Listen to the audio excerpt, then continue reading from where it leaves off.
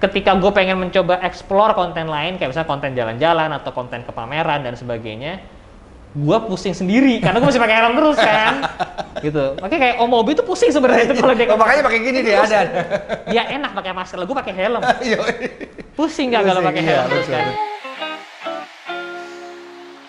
Kita kembali lagi ngobrol dengan YouTuber dan vlogger kalau gue bilang juga, ya kan? YouTuber dan vlogger. Yang sekarang ini banyak dibicarakan. Halah, Speak of the town. namanya Nico Siahaan. Jadi Mas Nico Siahaan, apa kabar? Balik jadinya. Ngevlog dari mulai tahun 2015. Yes, betul banget. Jadi lu masih kerja waktu itu?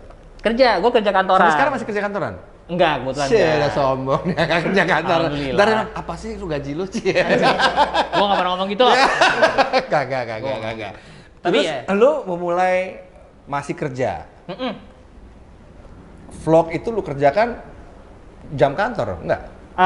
Enggak, jadi kan weekend gitu? Weekend, karena emang dari dulu gue emang udah hari Minggu pagi itu pasti naik motor. Motoran. Sendirian deh naik motor yang muter-muter pulang, atau naik motor makan bubur pulang. Oh gitu.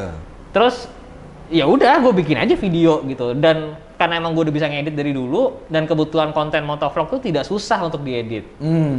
Ya udah aku tinggal bisa ngedit cuma 20 menit, ngedit, upload, 20 menit ngedit, upload. Jadi kayak sebenarnya nggak takes much time lah bikin motovlog. Dan lu waktu itu udah pertama mikir nggak ini akan meledak gitu? Nggak lah, nggak bakal. Nggak kepikiran asli ya? Karena zaman tahun segitu lo nyebut kata YouTube tuh nggak semua orang tahu. Oke. Tahun segitu 2015 tuh YouTuber itu paling gede baru Mas Raditya Dika, baru 1 juta subscriber. Yes. Yang lainnya masih 200.000, 300.000, 400.000, masih sekitar segitu aja. Jadi emang nggak semua orang tahu lah. Nggak kayak siapa sekarang. fans pertama lu tuh? Anak-anak motor mana gitu? Siapa mereka? Wah. Lu kenal nggak? Kenal sih enggak ya, cuman yang maksudnya anak Maksudnya motor. kenal tuh dalam arti kata kenal mereka, oh nih si ini nih dari klub motor ini Enggak. atau ini, enggak, sama sekali enggak? Sama sekali enggak. Ya dulu tuh yang nonton 1.000 udah seneng banget. Asli. Ya baru mulai lah dulu kan. Dulu tuh dapat asli. Dulu tuh dapat 100 subscriber kayak wah, ada ya ternyata emang subscribe gitu loh. Dan dulu waktu masih di bawah berapa ribu tuh nggak salah, setiap kali ada yang subscribe tuh masuk email. Dulu waktu channel masih baru banget tuh gitu, masuk email gitu. Jadi ya dulu seneng banget lah, dulu setiap komen gue balesin gitu. Jadi ngerasain lah prosesnya ya, dari mulai ditonton satu. Lu mulai video keberapa yang lu merasa mulai banyak yang nonton nih, asik nih. Terus memikirkan untuk membuat kreasi-kreasinya. Mungkin mulai video keberapa ya? Ke 10 kali ya? Oke. Karena gue ngeliat dari 1 sampai 10 tuh orang, oh ternyata ada yang nonton terus nih. Ada yang komen terus gitu loh. Ada yang mengapresiasi lah. Gitu, dan akhirnya oh yaudah deh gue bikin terus aja. Apa yang mereka pengen tahu banget gitu loh? Sebenarnya mereka tuh pengen nyari experience ridingnya sih gitu. Waktu itu kan gue bikin video YouTube orang tuh riding banyak ya sebenarnya ya, tapi mereka seneng lihat lu videonya gitu. Karena gue yakin kalau sebenarnya jadi anak otomotif pasti lo senang nyobain berbagai macam motor ataupun berbagai macam mobil, iya nggak? Yes. Tapi tidak semua orang punya akses ke situ. Iya. Dari dengan adanya YouTube itu semacam memberikan mereka apa ya, jendela lah untuk merasakan itu gitu loh. Oh iya. Mereka pengen tahu gimana sih rasanya naik motor X gitu, motor Vespa. Ya udah, akhirnya gue yang share. Naik motor BMW gimana sih? Akhirnya gue yang share. Oke. Karena mereka pengen nyoba tapi nggak bisa ngerasain gitu ya. Lu bisa nyampein tuh. Feel-nya lu bawa motor itu ya. Itu emang dari awal gue emang selalu pengen kalau gue bikin video motor, yang pengen gue sampaikan tuh lebih ke arah feel-nya. Benar. Karena kalau dari gue sendiri, ya of course mungkin gue pengen tahu sih horsepower dan sebagainya. Tapi gue pengen tahu nih motor kalau ngelewatin jalanan jelek gimana sih rasanya gitu. Bunyi-bunyi nggak sih apa? Gede gitu. Apa nggak nyaman apa gimana? Itu yang coba gue sampaikan. Dan itu pasti ada originalitas di situ. Originalitas itu berarti kata gini. Cara lu menyampaikan pertama. Betul. Kan gitu ya. Cara lu kan nggak kayak gua presenter udah kawakan zaman dulu kira-kira gitu kan. Tapi ya kan, artinya lu memulai aja gitu. Dengan gaya lu yang honest, yang jujur gitu ya kan. Ya dan dari situ akhirnya pelan-pelan belajar untuk mencoba ngomong yang lebih proper lah gitu. Masih awal kan lebih banyak gitu kan. Ya tapi ya udah bikin aja dulu. Iya, betul. Toh juga bisa diedit kan di komputer, cuma tinggal dikat-kat gitu. Nah, itu asik ya kan. Iya. Memulainya. Nah, itu originalitas yang dicari sama rupanya nih YouTube penonton viewers di YouTube tuh mereka mencari hal-hal yang mereka bisa merasakan gitu. Gitu ya. Kalau gua di YouTube yang setelah gua pelajari sama ini, kalau lu bikin konten antara yang nonton bisa relate banget atau yang nonton itu memimpikan banget. Makanya konten-konten kayak yang rumahnya gede, yang garasinya luas, yang apa tuh orang banyak nonton karena mereka mimpikan kan. Betul. Mereka pengen tahu kayak gini ya ternyata ya gitu. Atau kalau mau bikin konten yang mereka bisa relate gitu. Kalau misalkan bikin konten motor ya yang banyak yang pakai, semakin banyak yang pakai semakin relate tuh akhirnya kan. Gitu. Betul. Tapi kalau di tengah-tengah biasanya agak susah biasanya. Sekarang lu udah banyak kumpul dengan komunitas-komunitas nggak? Maksudnya mereka datang ngajakin lu riding. Sebenarnya sih dulu iya, cuman ya lagi pandemi kan. Iya. Lagi susah. Cuman sebelum pandemi sih ya ke luar kota gitu. Bareng-bareng sama grup ini luar. Lu motor dari mana? Pinjam di sana lah. Pinjam. Enggak, maksudnya motor-motor itu dikasih pinjam atau lu? Iya, pinjam di sana aja. Yang mana nih? Enggak, motor-motor yang lu view, yang lu. Yang gua bikin videonya. Iya, bikin videonya. Mostly sih punya teman sih. Punya teman. Lu Jadi bukannya si siapa namanya? Pabrikan motor nitip lu untuk review gitu. Sekali dua kali ada. Cuman awal-awal mereka juga kayak apa sih nih gitu. Oh gitu ya? Apa sih channel apa sih gitu? Media bukan? Oh iya. Iya kan? Merekanya siapa nih? Mereka si brand. Oh brand, oke. Awalnya kan vlogger dianggap sebelah mata lah kayak. Ya lo tuh apa sih gitu? Media bukan? Iya. Dulu ada yang namanya blogger kan? Blogger bukan gitu. Ya YouTuber gitu. Ya mencoba menjelaskannya agak susah sih, tapi ya makin kesini ya ternyata makin bisa diterima lah. Iya. Jadi dulu akhirnya pinjam punya temen. Gitu. Sekarang motor makin banyak, yang nge-review juga makin banyak, tapi tetap dicari orang-orang yang memang mempunyai pengaruh gitu ya untuk cerita untuk cerita bos kan karena ini bagian dari originalitas. Gue bilang tadi ini bagian dari originalitas tadi karena lu yang memulai di awal, lu create komunitas bareng-bareng lah orang seneng gitu ngelihat lu gitu proses lah semuanya pelan-pelan. Merendah terus dari tadi. Kapan sombongnya sih? Bingung gue mau nyambung di mana. Lawannya senior banget soalnya. Senior banget soalnya lawannya. Jadi itu salah satu kunci juga bos. Lu kalau diajak ngobrol gini tuh tetap ini set gitu. Padahal soalnya produk udah jadi gitu loh. Lu nggak perlu ngotot harus udah begini karena orang udah tahu. Itu contoh orang merunduk kayak tadi. Tapi kalau gue percaya biarkan karya yang berbicara lah. Kayak Mas Niko. Ini kan karya yang berbicara Mas Niko kan.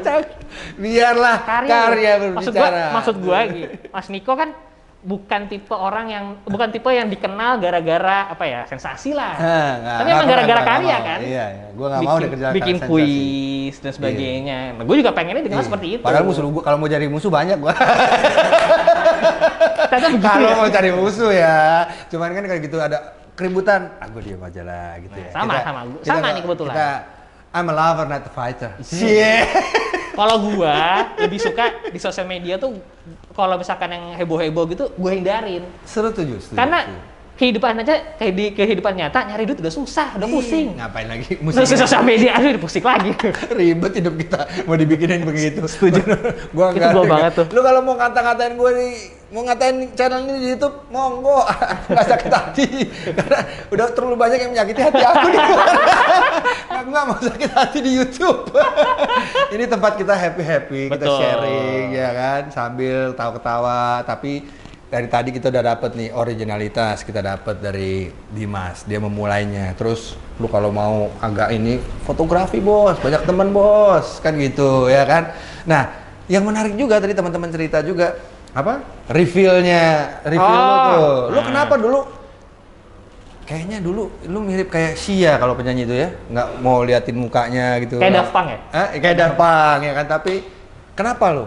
Dan kenapa akhirnya juga lu reveal? Jadi kalau konten motovlog tuh dulu sebenarnya karena emang kamera ditempel di helm, and then lo nyobain motor, menurut gua kayak ya emang sebenarnya nggak perlu banget gua kelihatan depan kamera. Awal-awal gua berpikir seperti itu, makanya gua kayak ya udahlah gua ya emang orang pengen taunya tentang riding experience motornya gitu. Jadi gue pikir ya udah gitu aja kontennya. Dan lu pernah sedikit berpikir bahwa biar ini jadi pembeda gue daripada yang lain? Sempat, gitu. Sebenarnya sempat. Cuman, nah akhirnya setelah berapa tahun ya? 2 tahun kalau nggak salah. Ketika gue pengen mencoba explore konten lain, kayak misalnya konten jalan-jalan atau konten ke pameran dan sebagainya, gue pusing sendiri karena gue masih pakai helm terus kan. Gitu. Makanya kayak Om Mobi tuh pusing sebenarnya itu kalau dia. Makanya pakai gini deh ada. Ya enak pakai masker, gue pakai helm. Pusing nggak kalau pakai helm terus kan. Betul. Jadi akhirnya yaudah deh nggak apa-apa deh gitu, akhirnya gue reveal tapi gue pun sendiri juga sebenarnya nggak mau menghebohkan face reveal itu sendiri. Iya. Karena menurut gue ya itu biasa aja. Iya. Jadi gue nggak bikin vlog yang face terlalu heboh gitu ya. Enggak. Gue akhirnya bikin video pertama kali jalan-jalan di Bali sama bini gue foto pre-wedding. Ya udah akhirnya gue bikin nunjukin video muka aja. Pre-wedding pakai helm. Sebenarnya itu masalahnya. Dia nggak mau pre-wedding dia pakai helm. Itu. Makanya. Kebayang nggak? Susah kan? Ya makanya jadi akhirnya kayak oke, harus gue lepas. Ya. Harus gue lepas juga. Ya, akhirnya kayak udah deh, gak apa-apa deh dilepas gitu. Karena begitu dilepas, gampangnya iklan Firdaus datang. Langsung tuh banyak banget. Bang, brewoknya panjang pakai apa ya? Gue udah, ini alami, gak ada yang pernah percaya. Sebel gue. Ya udah lah, gak apa. Tapi itu bagian dari ini ya, creating ya. Every moment is a content. Walaupun kita tetap harus membedakan private life. Betul. Gitu ya, anak istri kita yang belum tentu mau, pasangan kita yang belum tentu mau juga terlibat, kita nggak usah for the sake of content ya, lu mengorbankan itu gitu ya, privacy mereka. Lu gitu ya? Gue sih memang, makanya kenapa kalaupun mau nunjukin lu pasti nanya dulu, kamu mau nggak gitu kan? Iya. Gitu. Anak kita kalau mau ini setuju nggak gitu kan? Iya. Harus muncul konsen berdua ya? Iya, karena kalau menurut, makanya kenapa ini balik lagi sih ke idealis gue bahwa kalau lo mau bikin YouTube tuh lo harus mulai dari sesuatu yang suka, jangan mengejar views. Iya. Karena kalau lo mengejar views aja, ya tanpa lo punya idealis atau pegangan di belakangnya, and then lo akan menghalalkan segala cara biasanya. Nah, itu dia tuh. Dan itu yang mencoba, makanya gue kenapa bilang lo kalau mulai YouTube ya lo gara-gara suka dulu. Biasanya nanti orangnya baru mulai akan lebih punya batasan lah. Tapi orang banyak yang nggak sabar, pastilah. Ya, menjelang 100, lama banget deh, 100 mau 1000 tuh kayaknya aduh lama banget. And then mulai melakukan hal-hal yang menurut gua ya for the sake of content, mulai dikejar gitu, apa aja gitu. Nah, lu proses itu lu lewatin gimana? Proses itu jujur pernah gua lewatin memang. Apalagi ketika YouTube sudah menjadi apa ya istilahnya ya? Talk of the town lah pokoknya ya. Apalagi ketika YouTube sudah menjadi pekerjaan sehari-hari lah. Okay. Yang bawahnya gua harus bikin YouTube, gua harus bikin konten untuk dapat penghidupan gitu kan. Cuman yang gue pelajarin ternyata sebenarnya tidak harus seperti itu gitu loh. Setelah melewati beberapa kali for the sake of content, ternyata yang nonton biasanya yang konten yang for the sake of content only, yang nonton tuh nggak begitu loyal gitu loh. Menurut pengalaman gue mereka mungkin hanya penonton yang datang tapi langsung pergi. Yang lo mau kan sebenarnya orang yang datang dan dia datang lagi, lagi. Nah, konten yang bisa mendatangkan orang yang itu lagi itu kalau menurut pandangan gua adalah konten yang punya idealis tadi itu dan konsisten ya. Betul. Kalau konten yang cuman for the sake of content nyari heboh, biasanya orang datang and then pergi. Iya. Yang lo mau adalah gitu. Yang lo mau adalah orang datang. Lu bangun berarti dulu ya. Secara sadar gitu, bener-bener dari 0 jadi 100 jadi 1000 pelan-pelan jadi 10.000 lu bener-bener plan gitu. Ya plan enggak lah ya, tapi pelan-pelan lah. Iya. Pelan-pelan lah ya. Artinya lu plan itu nanti lu pikirin, gue mesti bikin konten akan begini kira-kira. Lu juga tahu bahwa orang mulai cepat bosen. Ya, itu kan hal-hal itu kan. Setelah hampir 6 tahun sih lo akan bisa belajar, lo akan mulai bisa ngelihat lah. Oh, konten yang begini ternyata udah mulai ditinggalin. Setelah hampir 6 tahun ya. Jadi jangan itu kadang-kadang mau ngetop dan cari viewers gede tuh ya kan harus dalam waktu dekat gitu. Enggak. Dan nggak harus ini semuanya bisa santai kayak lu dengan satu orang tim. Kayak kemarin Soleh Solihun dia bikin aja sendiri. Nah, itu kan gitu. Soleh. Iya kan? Nggak pernah dimonetize. Iya, dia santai aja dia gitu. Orang nggak harus membuat hal-hal yang aneh-aneh gitu ya. Contoh Kang Soleh itu juga salah satu konten yang idealis dia banget kan. Yes. Karena datang dari jurnalis memang Iya, kan. betul, Jadi betul. ya udah dia nggak peduli kontennya pakai kamera yang bagus, lu pakai HP aja lah. Iya. Yang ini penting pegang sejam tuh capek loh. Gue pernah diinterview kan sama dia, tuh gue deg-degannya ya Allah. Isinya itu kan orisinil dia aja gitu ya. Wawancara dengan caranya dia gitu. Lu pernah riding sama dia? Pernah, kan kebetulan satu komunitas motor baik gitu. Oh, oke. Sama Kang Omes dan sebagainya. Ya gitu emang, ya makanya gue bilang kalau ada idealis biasanya justru pondasinya lebih kuat lah. Karena kalau lo punya idealis, lo tau lah batasan apa yang boleh, apa yang tidak boleh, apa yang bakal disukain menonton. Lo sempet bosan nggak di awal-awal atau di ini? Sempet degradasi moral gitu lo. Apa yang membuat itu lo mundur gitu? Sempet bosan sih, mungkin pernah lah ya. Karena itu tadi kayak contoh motovlog kok, maksud gue kayaknya masih ada yang bisa dieksplor nih. Gitu. Nah gitu, gue nonton YouTube luar, wah ternyata cara ngambil gambar tuh bisa begini ya, cara ngambil bisa begini ya. Akhirnya itu yang gue coba gitu loh.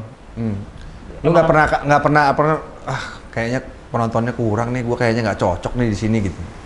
Pernah nggak ya gue bikin konten yang begitu, konten nggak masa-masanya gitu? Oh, masa-masanya. Alhamdulillahnya sih selalu dibukakan pintu ya. Oke. Ada lah gitu. Walaupun kemarin juga sempat turun banget. Tapi akhirnya yaudahlah gue konsisten aja bikin. Gitu. Gue muter otak aja lah gimana caranya gitu loh. Platform semakin banyak, guys.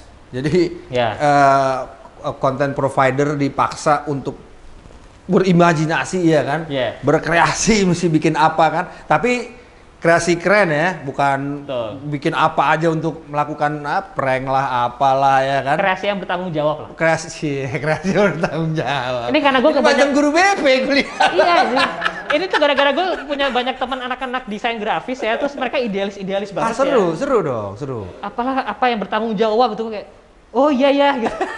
Akhirnya gue ambil aja kata-kata dia. Desain yang bertanggung jawab gitu. Iya. Lu sekarang udah punya berapa followers?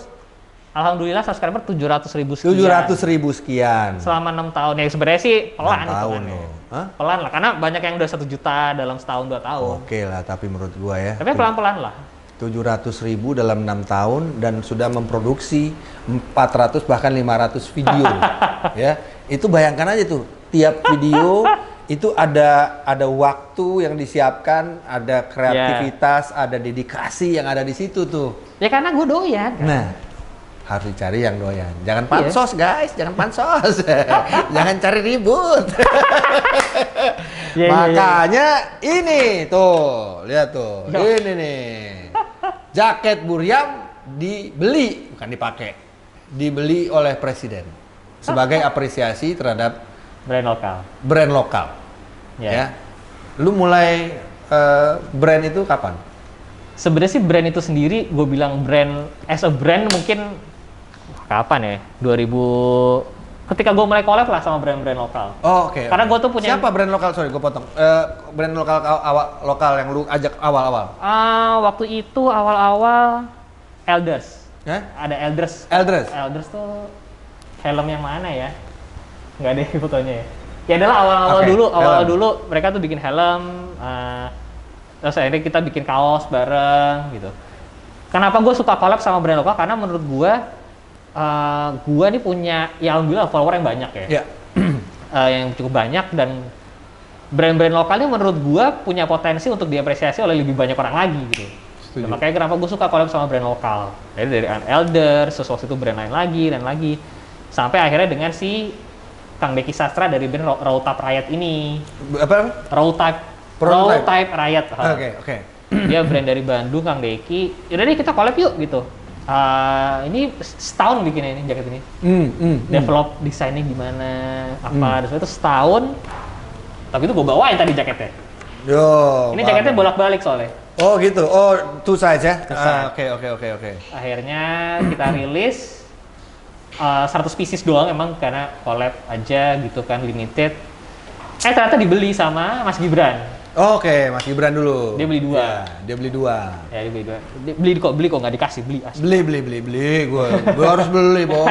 Ya kan, jangan kasih dong ya kan, kita Mau support brand lokal tapi minta. Wah, kelas kamu. Akhirnya ya udah dipakai sama beliau. Pas riding di Bandung waktu itu kalau nggak salah. Iya. Kaget sih, menyenangkan dan kaget. Heboh lah. Heboh ya? Heboh, gue lagi di Melbourne tuh waktu itu soalnya. Iya. Gue lagi di Melbourne, tiba-tiba dikasih tau Kang Edi Brokoli. Karena acaranya di Bandung, Kang Edi datang, difotoin, Dim, jaket lo dipakai. Wah, yang bener loh.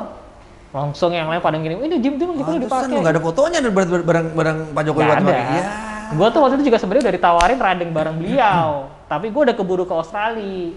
Oh. Jadi akhirnya teman gue yang lain yang riding sama dia. Iya. Gue nggak apa-apa, udah senang kok jaketnya dipakai sama Pak. Siap. Jadi kita juga di sini terbiasa dan punya idealisme untuk sama-sama nanti kerja dengan brand-brand lokal, ya kan?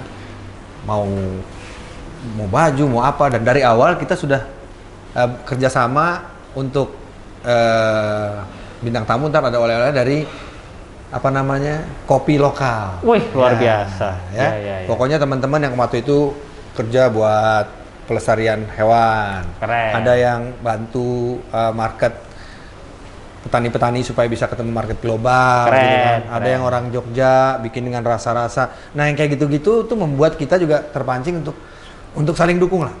Ya kan? Karena buat kita kalau mereka kuat nih, UMKM Indonesia kuat nih. Yes, betul. Itu menurut gua tiang pancang cakar ayamnya perekonomian Indonesia itu mereka. Itu persis yang kayak selalu gue bilang kalau gue bikin video tentang brand lokal. Waktu itu gue pernah bikin review knalpot lokal dari Purbalingga. Sebuah kota yang terkenal dengan knalpot KW. Oke. Tapi udah mulai banyak beberapa brand lokal di pengrajin di sana yang bikin dengan brand mereka sendiri. Oke. Jadi mereka bersusah payah melawan stigma yang sudah tertempel di satu kota, mereka produksi KW, tapi beberapa ini udah mulai, yaudah kita bikin brand sendiri aja deh. Gitu. Itu sama gue bilang, ini bayangin ya kalau kalian beli brand lokal ini dari supplier besinya dapat duit, supplier kardusnya dapat duit, supplier pengirimannya dapat duit, printingnya dapat duit, jadi jalan banget gitu loh. Betul. Kalau kita impor, cuman importir, udah pajak udah selesai, nggak banyak ekonomi yang tersentuh gitu, ya kan? Yes. Benar kan gitu. Kita masih ada adu tahu dan lain sebagainya. Jangan kemana-mana, ya. Tetap di Nick Coffee. Luar biasa. Jadi emang ya ada yang nyari mobil klasik dan mau begitu karena dianggapnya bukan mobil bermasalah, tapi justru mobil yang banyak ceritanya gitu. Jadi kalau orang bilang, netizen bilang motor baru tuh 1 juta sebulan, motor lama 1 juta cerita. Oh, true. Katanya sih begitu, kata netizen.